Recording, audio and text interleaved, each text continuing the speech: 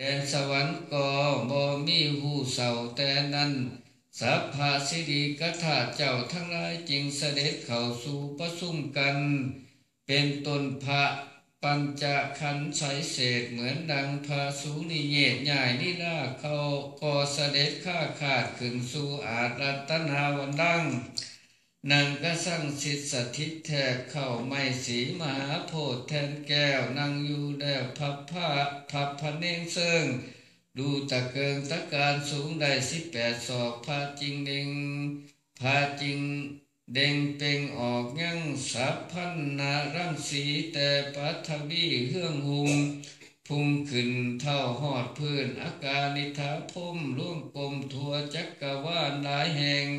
แยงไปหอดพื้นหน้ามหาสมุทรปัพตามีวันนาปะคะมะค่า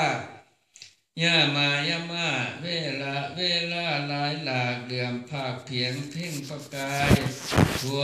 ทีสาบัวละผ้าไพ่พังเพ่งรัศมีเป่งไปไกลยังเรามาระวงระไว้เวียนหอบโอหูกี่หอยกี่อ้อมตนพระองค์รัศมีทรงยี่ยังคือรังน้ำคังใสไตค่ำนี่รานีลาท่านขี้เขียวก็ทีเขียวก็เขียวงามยี่หยับเหมือนดังปีกแม่งขับเดือมยี่เยือง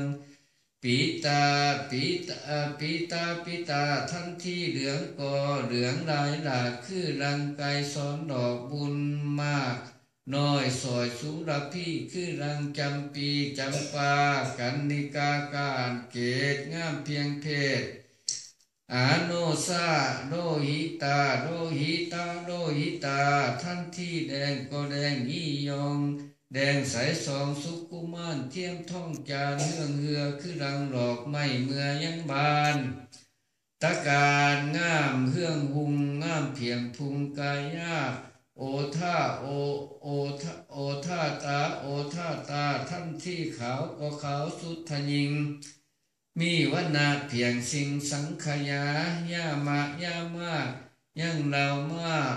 ลาวงลาไว้เวียนรอบเกี่ยวกอดเท่าหอดโมลีรัศมีเที่ยวปลาแปดคือดังสายฟ้าแม่เพื่องให้6,000 ปลายพีนอราชคือดังสุวรรณาคากาสีรัศมีเหลื่อมหลากเครื่องแสงแดงอ่อนทุ่งสะพาดเพียงบัวไขรัศมีหลายหมู่เป็นคู่พร้อมกันอยู่ซ้อนร้อนอันท่านที่อ่อนก็อ่อนแก้มสิวขึ้นแต่คุมังคิวเท่าหอดนาล้านตาอันนี้จะพ่ออุปไม่ไปเทียมเทศอันจักให้หมดอุปเทศแท้ก็ยังเราเหลือหลายรัศมีภายล้อมคือรังแถวแก้วอ้อมคำแดงแสงสัตนารัตนะห้อยหอกคือรังพระจันทร์แจ้งจอดเมืองแม่นแสนดวงดาวเดียละลาดโอภาสหุงพันลวงเป็นประท้วงประเทืองเฮืองหุงทั้งหนังหุงทั้งหนาหุงทั้งฟ้าหุงทั้งดิน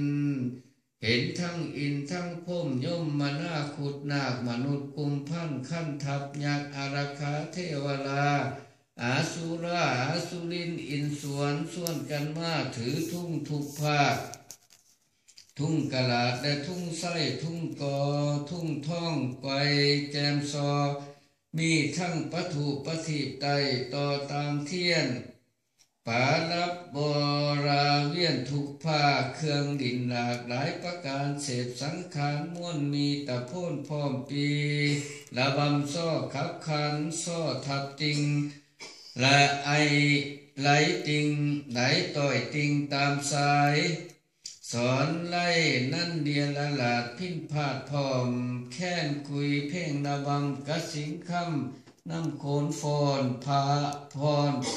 พายงามนิไลละเม่งเปลืองไปปิ่นกาโรงตุริยะโยงคือคืนขี้คืนขับฟอนตื่นบุษาสาธุการทุกแห่งตาแนงเข้าถึงพมเสียงดังฟ้าห้องทรงใสสีธรณีไหวทุกแห่ง ดวงแก้วแกงอัศจรรย์เขาก็เขาเสม็นพันขี้ข่วงน้ำสมุทรกวงแต่ตีฟ้อมละอองละดอกเป็นเขาตอกดอกไม้บูชาแก่พระแกนไทยสิ้นนาศาสลาเมื่อนั้นอินทาธิราชจึงขอโอกาสราชานิมนต์ยังตนพระสัทธาโคลมบรมพิตรเพื่อจักให้พระบุตรีเทศนาเมื่อพ่ายสุดพ่ายซอยเมื่อนั้นพยอดซอยสัพพัญญูทวาจักได้เป็นคู่สั่งสอนแก่ปานาสัตว์ทั้งหลายนั้นประมาณว่าได้7 วัน7 คืนแล้วพระตนแก้วจึงยกออกยั่งถือระไทไขกระอุแก้วอันเต็มแล้วไปด้วยน้ำปัญจขันธรสาของหอมคือกระออมน้ำอมตะเสลาผายเป็นยาหยาดผักก็ห้อยหัวผายโผดเป็นรสสาธรรมเทศนาไขสงโสดโพธทั้งอินทั้งพุ่มยมมกุฎมนุษย์เทวดาอิสวนส่วนกันมาส้มซืนตื่นเต้นเว้นจากปาปกรรมอันตนหากได้กระทำผิดทุจริต3 ประการคือว่ากายาวาจีมโนโทโสโมโหโลภผ้ากิ้วโกรธโสดเสียหมดแล้วเหตุว่าได้ดูดกินน้ำแก้วมาทุรสอันหอมหวานอ่อนซอยเมื่อนั้นพยอดซอยสัพพัญญูทวาจักเป็นคู่สั่งสอนยังสัตตานิกรทั้งหลายนั่นประมาณว่าได้7 วัน7 คืนแล้วพระตนแก้วจริงมากเป็นปามากปัญจขันธ์สุวรรณาหูสูบจิตไปทางใดไผก็บ่ฮู้ฮอดทว่าเจ้ายังแง่งยอดน้ำกวงกล่าวคือว่ามัตตามหานครนิรพานพุ่นสะได้ด้วยแท้จัตตาโรธรรมะอันว่าบุติธรรม4 ประการคืออายุวันนะสุขาภละอาโรคายาทวน5ปาติภาณะทวน6อาทิปไตยะทวน7จงเสด็จลงมาจำเริ่มหักษาขันธาสันดานแห่งสมเด็จพระสังฆราชเจ้าตนเป็นเงาเป็นเจ้าอิสลามทรงศีลาที่คุณค่ามากอดเยือนยากคอยกระทำเพียรใจเสถียรถึงขนาดองอาจด้วยปัญญาทาลงสูตรทั้งหานิกายสูตรทั้งหลายอันวิเศษจบเพศพร้อมภาวินัยอาภีกรรมะไขอัฏฐาแจงจอดตลอดหอดเท่าถึงประทานนี้ทั้งอลังการโยสนาดีกาวุตโตไทย